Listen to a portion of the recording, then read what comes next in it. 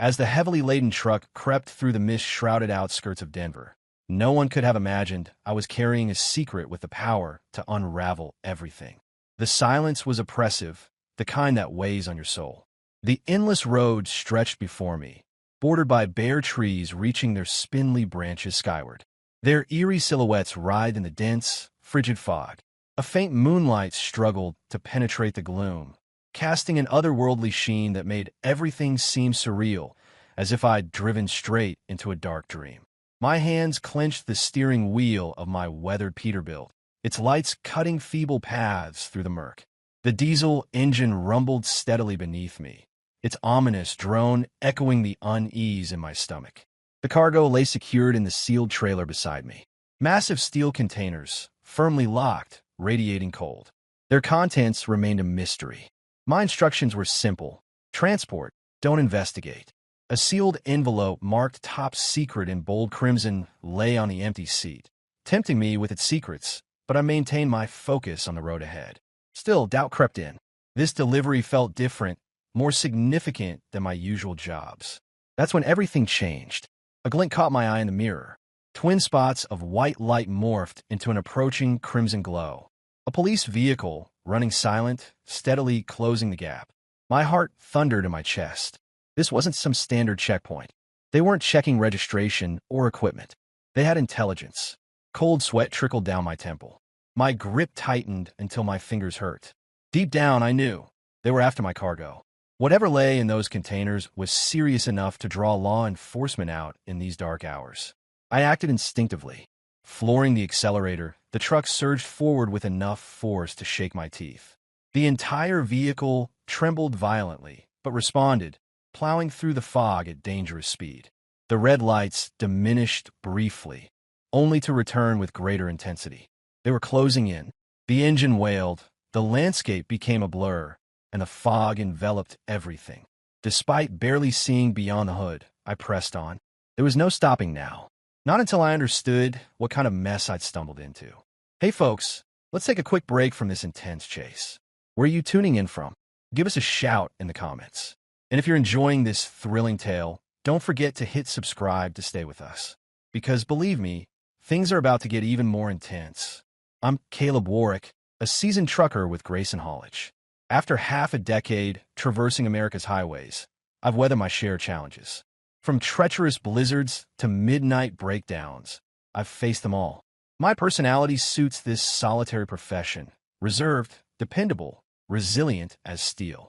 Yet beneath this hardened exterior lies my greatest weakness, my son, Jasper. His infectious smile and warm embraces fuel my determination. But that fateful night, thoughts of him were far from my mind.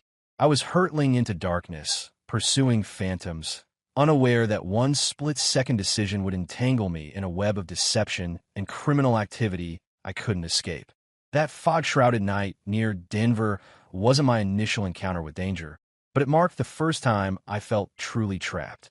My journey with Grayson Haulage began 5 years ago when I abandoned my unfulfilling mechanic position for life on the road. Initially, the allure was irresistible. The rhythmic purr of the engine, the vast network of highways crisscrossing the nation like arteries, it represented an unprecedented freedom. I transport any cargo, regardless of destination. Whether navigating Colorado's frost-covered peaks, crossing Montana's sun-drenched prairies, or venturing to New Mexico's arid borders. Through downpours, ice storms, or scorching heat, I persevered. This profession demanded more than driving skills. It required absolute precision, meeting deadlines without fail, and most importantly, discretion. No inquiries, no idle chat, just delivery. I mastered these requirements, excelling particularly at maintaining silence and staying focused. Grayson Haulage stood apart from conventional trucking companies. Nestled within an aging industrial complex on Denver's outskirts, it resembled a military installation more than a transport hub. Security measures included razor-wire-topped fencing, perpetually blazing floodlights, and personnel who operated with military precision. Driver interaction was minimal. A brief acknowledgement or mumbled greeting sufficed.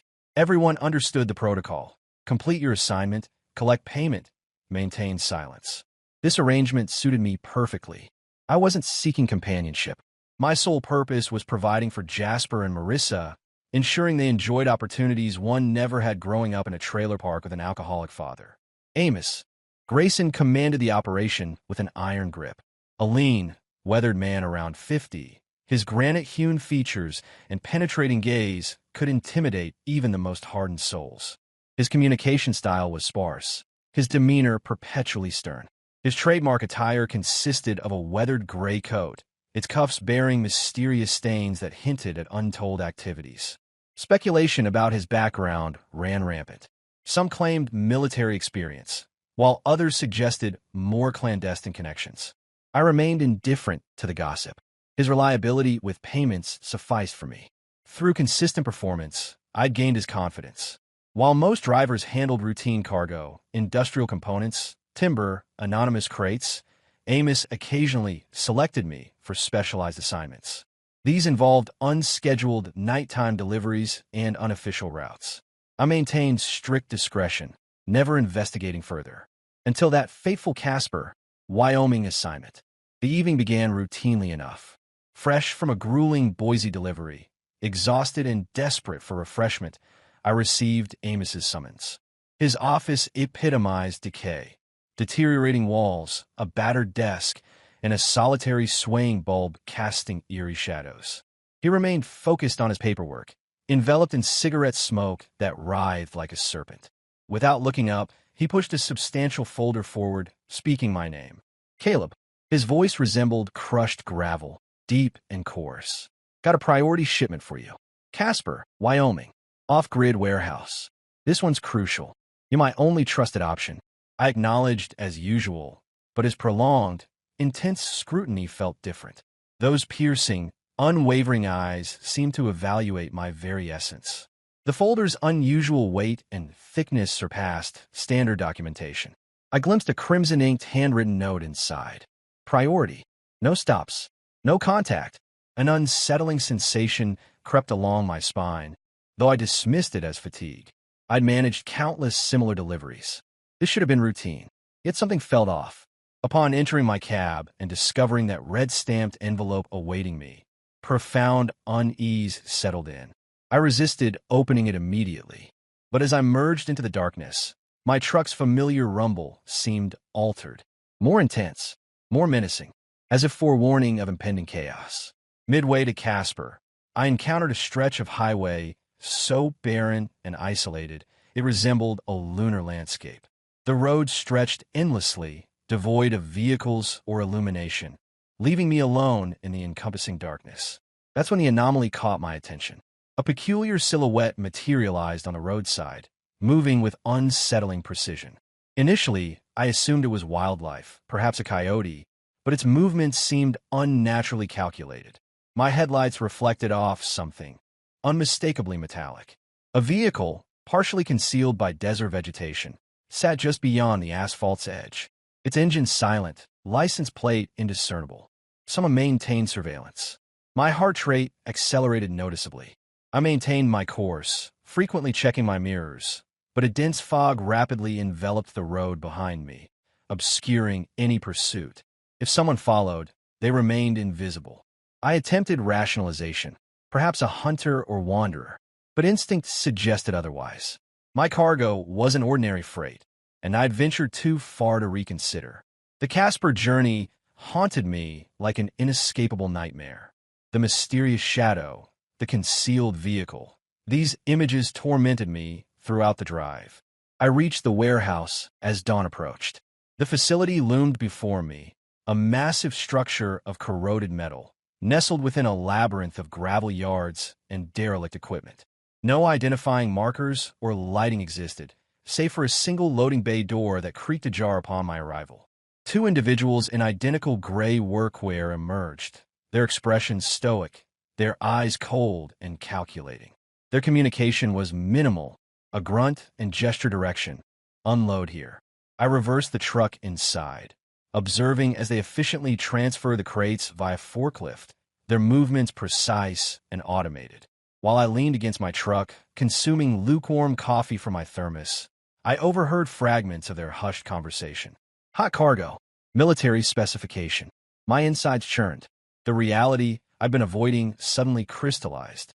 My delivery wasn't legitimate. I should have walked away, should have jumped back in the truck and vanished into the night.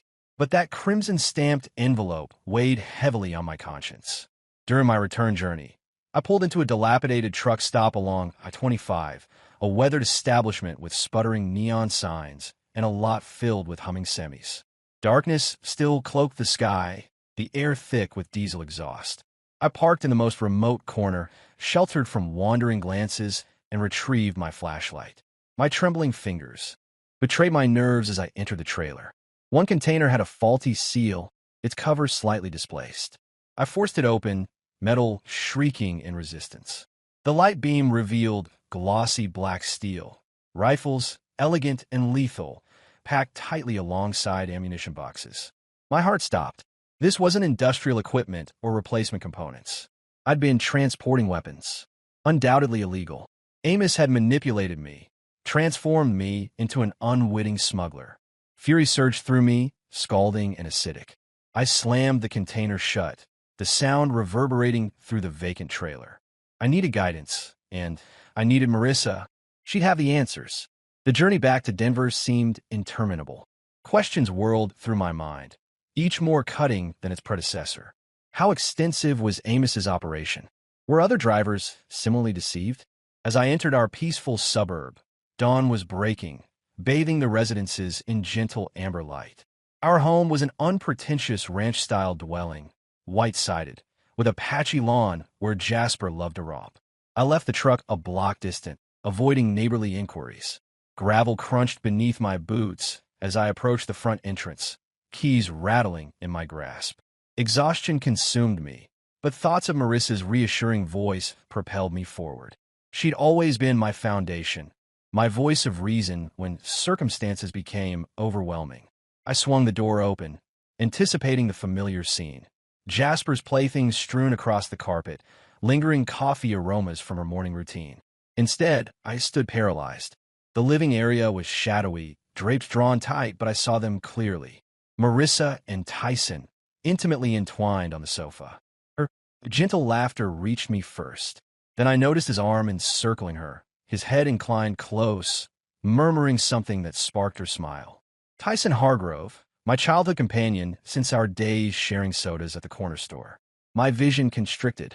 The keys slipped from my grasp, striking the floor with a harsh clatter. They sprang apart, her eyes wide with shock, his arrogant smirk wavering momentarily before reasserting itself. Marissa uttered my name, Caleb, as if uncertain. Tyson remained seated, shirt disheveled, silently challenging my next move. Rage consumed me.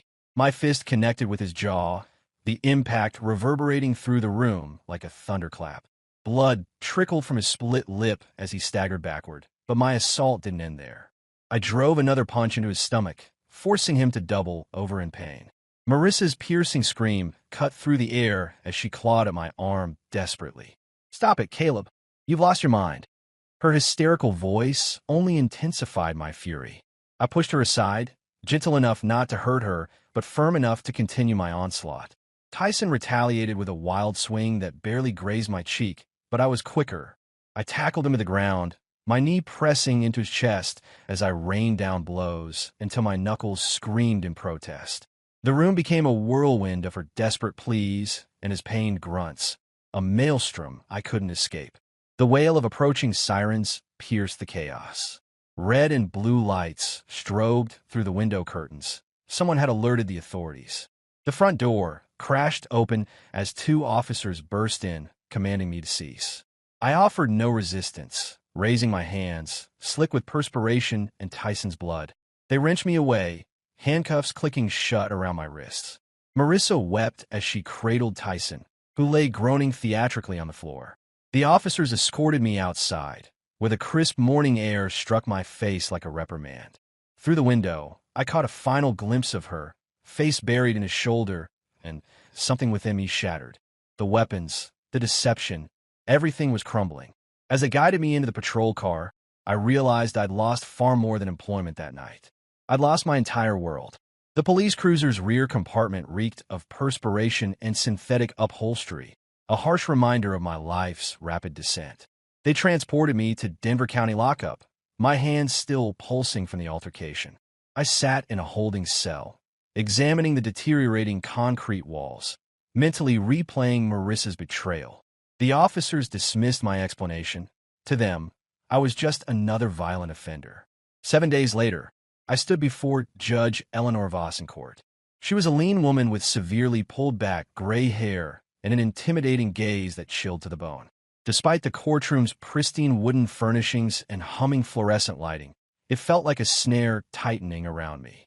My court-appointed attorney was barely out of law school, not much older than Jasper, fumbling with documents while sweat seeped through his bargain bin suit. He advised me to claim self-defense, suggesting I portray Tyson as a genuine threat. I attempted this strategy, standing in the witness box. With composure, detailing how I discovered my wife with my closest friend, describing the transformation of shock into uncontrollable anger. I emphasized that I hadn't intended such severe harm, explaining how my instinct from years of navigating treacherous terrain had taken over. But when Marissa took the stand, her testimony devastated me. She portrayed me as unstable, chronically suspicious, and prone to violent outbursts. She avoided my gaze, her voice quiet yet deliberate. Tyson followed, exaggerating his limp, his swollen jaw wrapped in bandages. He fabricated a story about an unprovoked attack, claiming he was merely helping Marissa with household tasks. Their well-rehearsed deceptions accumulated, and I sensed the courtroom's sympathy shifting away from me. Judge Voss leaned forward, her expression stern and unyielding. My account failed to convince her. She declared that I'd allowed emotions to override judgment, that someone in my background should have simply walked away. I couldn't contain my frustration any longer. My fist crashed against the stand, the sound reverberating sharply. You expect me to stand idle while they destroyed everything I held dear? What kind of justice system is this? The courtroom fell silent. Her face reddened as she delivered her verdict with icy finality. 4 months in county jail, 2 for assault, 2 for contempt. The gavel strike resonated like a gunshot. They secured my restraints and led me out while I maintained my gaze forward, refusing to acknowledge anyone. The jail environment was an entirely different challenge. The atmosphere reeked of disinfectant and hopelessness, with grimy gray walls surrounding us. I was placed in a unit with hardened inmates who sought conflict for entertainment. On my first day, a massive inmate nicknamed Grizzly confronted me in the exercise yard. He towered at 6'5", with tattoos covering his neck and a partially missing ear. Looking to challenge the newcomer, he made his move. I reacted swiftly, evading his strike, driving my elbow into his side, and taking his feet from under him. He collapsed heavily, struggling to breathe, as I stood over him, ready for more. The incident quickly became common knowledge, and I was left alone afterward. I maintained a low profile, exercising and marking time, though the solitude proved more challenging than confrontations, leaving me too much time to dwell on Jasper and everything I'd lost. Then Marissa appeared. A month into my sentence, I was summoned to the visitation room. She sat across the scratched plastic partition, wearing an unfamiliar coat, her expression emotionless. No remorse, no tears, pure business. My voice, hoarse from lack of use, cracked as I inquired about Jasper. She remained unmoved. Informed me she'd relocated to Salt Lake City with Tyson, taking Jasper along. Face it, Caleb, you're not father material anymore. He's better without you. My fingers dug into the table's edge until my knuckles blanched, resisting the impulse to shatter the barrier. She pushed a photograph through the slot. Jasper, looking pale and withdrawn, standing beside Tyson in some Utah landscape. My son appeared lost, disconnected. She'd severed all contact. No calls, no correspondence. Said it was permanent. Then she rose, turned away, and departed, her footsteps echoing like hammer strikes on steel. That evening, something transformed within me. Lying on my bunk, surrounded by the prison's mechanical drone, I felt an icy determination take root. They'd stripped me of everything. My family, my home, my liberty. But I wasn't finished. Not even close. I began studying everything. The guards' routines, inmate behaviors, system weaknesses. A fellow prisoner in the adjacent cell, a nervous ex-con called Finch, caught my attention. Small-framed and fidgety, he constantly wrote in his notebook. One day, he passed me a message between the bars. "Heard you drove for someone." "No, Grayson?" I stiffened. Finch grinned knowingly, tapping his head. Claimed he'd been part of Grayson's operation once, possessed valuable information. Dangerous information. Though I remained skeptical, that note ignited something. If escape was my goal, I'd need ammunition. Perhaps Finch represented my first step toward reclaiming everything. For months, in that concrete tomb altered me fundamentally. Upon release, the fresh air seared my lungs with its freedom, but I'd become someone else entirely. The sunlight felt harsh, the city's noise overwhelming. One thought consumed me: recovering Jasper. Marissa and Tyson had stolen him away, and each moment he spent with them stoked my growing rage. I bypassed my former home. It wasn't mine anymore. Instead, I headed directly to Grayson College. Finch's message lingered in my thoughts, a sharp splinter of possibility. If Amos was connected to larger operations, perhaps he commanded the resources I needed to reverse my fortunes. The industrial park remained unchanged, forbidding, heavily secured, emanating an unsettling quiet. I discovered Amos at his desk, bent over the familiar battered surface, smoke curling from the cigarette between his fingers. My abrupt entrance didn't startle him. He merely lifted his gaze, his eyes hard and calculating. I cut straight to the point, revealed my knowledge about the weapons operation and Casper. His expression tightened, but he offered no denial.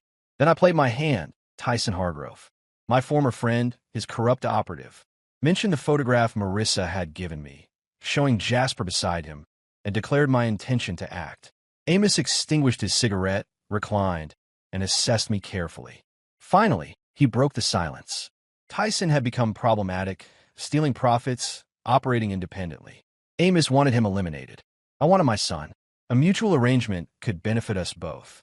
He moved swiftly, retrieving a disposable phone and placing a call before I could protest. Within half an hour, 3 individuals entered, each bringing distinct capabilities. First came Silas Brody, muscular and imposing, an ex-mechanic whose massive hands and facial scar told stories of violence. Specifically, a prison stint for assaulting his sister's abuser, an act he never questioned. Following him was Darius Klein, wiry and intense, wearing glasses on his angular face. A former whistleblower hacker, betrayed by the tech company whose corruption he'd exposed, now lending his skills to operations like Amos's. Finally, there was Hector Vega, compact and agile, with nimble fingers skilled at defeating any lock. A reformed thief seeking redemption after a botched operation. We exchanged measuring glances. Amos made the introduction. They would be my team. Though skepticism nagged at me, circumstances left no alternatives. I approached Darius first, requesting comprehensive intelligence on Tyson and Marissa, locations, activities, financial trails. He flexed his fingers, produced his laptop, and began working immediately. Promised detailed findings within 24 hours. Silas and Hector maintained their distance, awaiting instructions, but I noticed Hector's meaningful look. He discreetly passed me a switchblade, whispering words of caution. For close encounters, I concealed it against my body, the metal's chill a reminder of what lay ahead. The strategy was beginning to crystallize. The following evening, Darius summoned me to a seedy bar along Colfax Avenue. The establishment reeked of stagnant beer and desperation, with flickering neon lights illuminating a damaged pool table. He settled into a booth, his laptop casting a blue glow, and revealed his findings. Tyson and Marissa had established themselves in an upscale Salt Lake City condominium, a sleek glass and steel structure far beyond what a bank security officer could afford. Images appeared, the couple enjoying drinks at an exclusive rooftop venue, with Jasper lingering in the background, his posture defeated. Then came the crucial evidence: financial records, coded communications, and money trails from suspicious accounts connected to weapons transactions. Tyson wasn't merely embezzling funds. He was deeply embedded in Amos's enterprise, selling inventory for personal profit.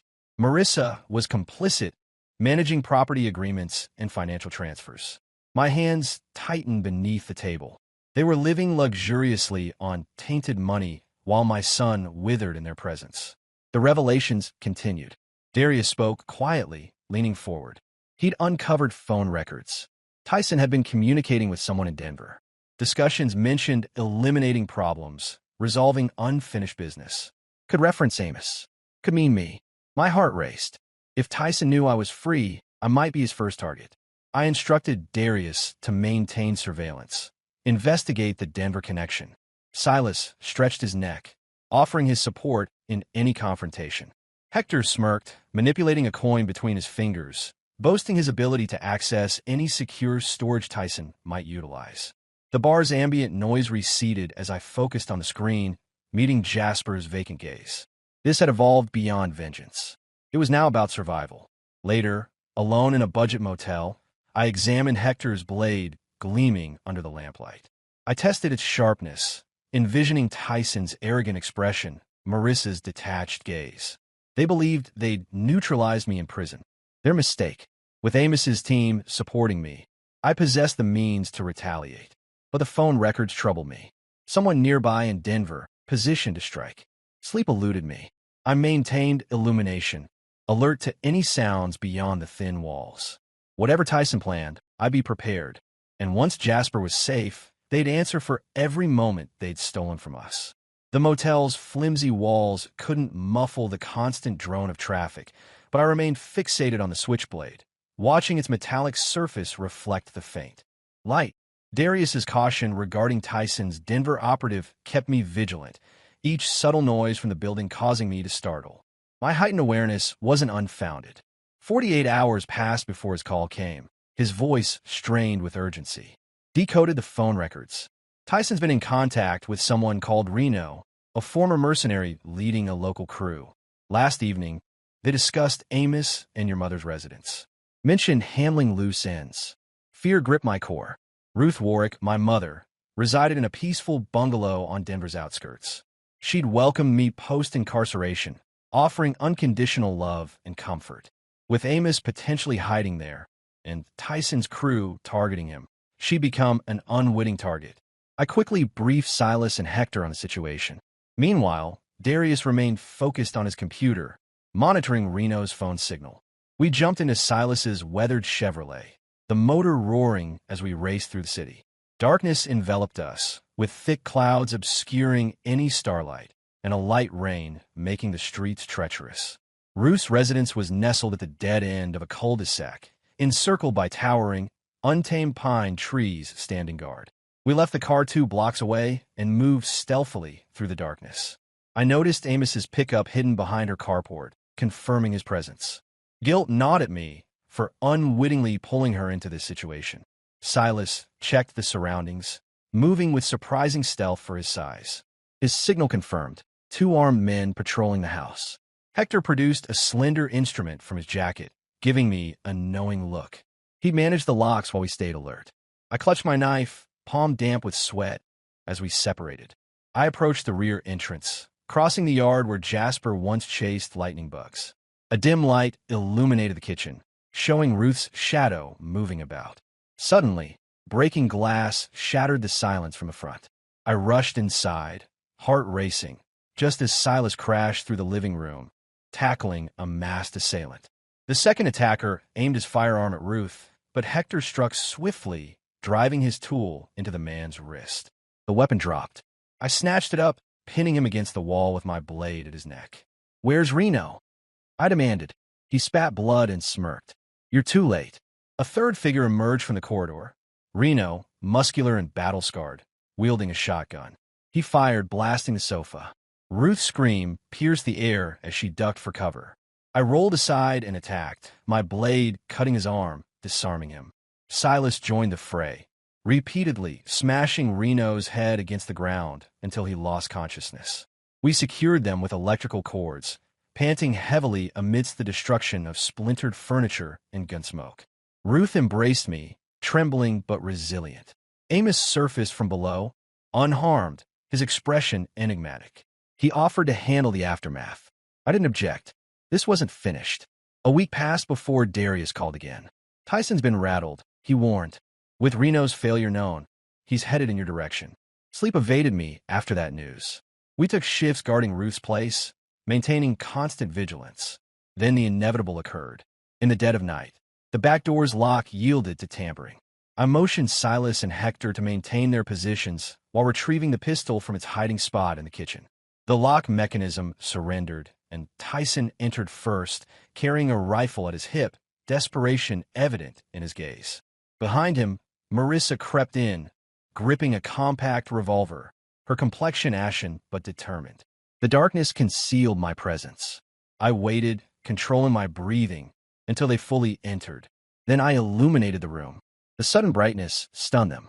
I pressed my weapon against Tyson's neck, speaking softly. "Drop it. Now." He remained motionless, his rifle quivering. Marissa inhaled sharply, her unsteady weapon pointed at my torso. I maintained my composure, informing her she lacked both aim and resolve. Tyson's laughter rang hollow.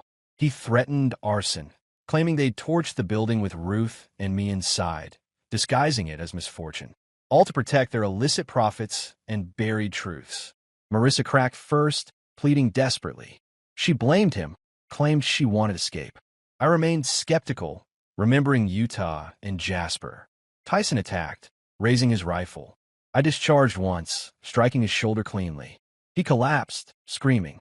Marissa abandoned her weapon, covering her face, dissolving into tears.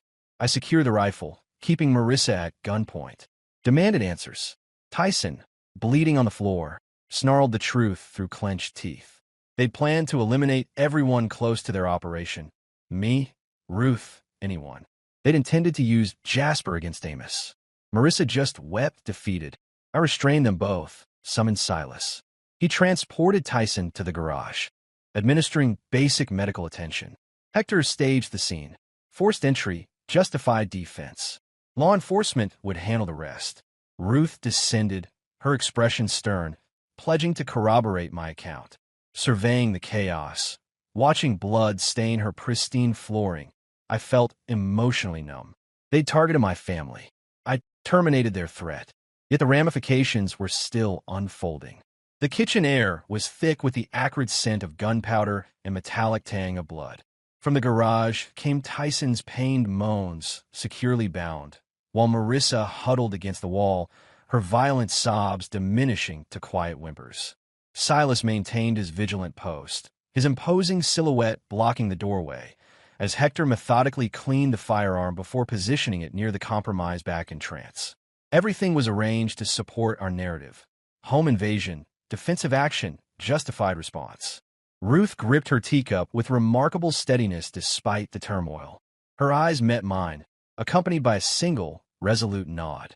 She confirmed her commitment to deliver our practiced account to law enforcement. I experienced no relief, only a detached serenity. The confrontation had ended, but its weight would remain my burden. Law enforcement arrived promptly, their emergency lights casting eerie patterns through the pine trees. They recorded our statements, escorted both Tyson and Marissa away in restraints. Medical personnel treated Tyson's shoulder wound while he fixed me with a venomous stare during transport. Marissa remained withdrawn, her face obscured by cascading hair, refusing any eye contact. The investigation concluded swiftly. Failed home invasion, my actions deemed justified. Within days, Jasper returned, accompanied by a Salt Lake City social worker. He rushed to embrace me, his small frame pressing against mine, allowing me my first genuine breath in months. Though his eyes reflected premature wisdom, he was finally home.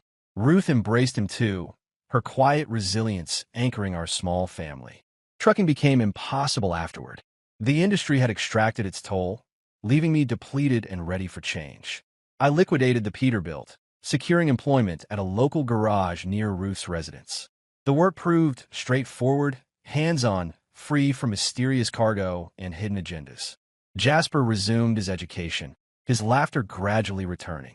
We three established a comfortable routine, constructing something meaningful.